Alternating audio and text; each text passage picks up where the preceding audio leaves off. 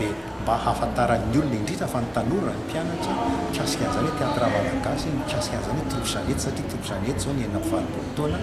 ny orenany satria tamin'ny taona sivy amby roapolo sy sivy amby arivo izy no nanorona azy zany izy anaranteny arivo sy Jeannette ary dia azo lazaina hoe ny troupe Jeannette angamba troupe zoko indrindra no tarika na mpanakanto manerana ny Madagasikara. Aiza ho aiza zay teatra malagasy zay amin'izao fotoana? Ny teatra malagasy zany amin'izao fotoana zao zany dia misy ny ezaka izay ataonay ny fanapaharana azy manerana ny Madagasikara ary efa misy zao ny rantsan'ny fikamaran'ny teatra malagasy any Toamasina sy any Fianarantsoa fanjahatra nisy moa zany efa nisy fampiofanana ataonay tany amin'ny renivohitry ny faritany tany aloha-tany fa saingy tsy nisy ny fitohizana zany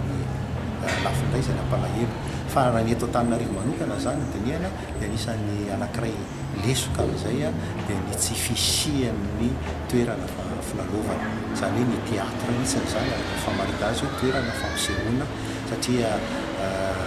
efa siva be dia be zany ny amin'ny teatra municipal Isotry dia tsy azo anaovana fampisehoana teatra araka ny tokony izy intsony dia zany ny ezaka tadiavinay sy iangavianay mitokona andraikitra samihafa zany mba nisy ny teatra vaovao zany hoe trano fampisehoana tantara sehatra vaovao mba miendrika amin'ny renivohitra Madagasikara satria eran-tany ao amin'ny renivohitra dia nisy an'izay trano fampisehoana teatra zay daholo rehetrarehetra nisy an'izany hoe teto Antananarivo nanomboka tany amin'ny teatra Ambatovinaky dia rava Ambatovinaky dia nisy ny Trampikondrarara kely dia avy eo indray nisy ny teatra Isotry dia ny teatra Isotry io zany nanomboka tamin'ny taona folo sy roa arivo tany zany tena sarosarotra be zany ny sehatra atao no fahasombana be izay nisy tao amin'ny toerana fampisehoana io dia izay ny fanery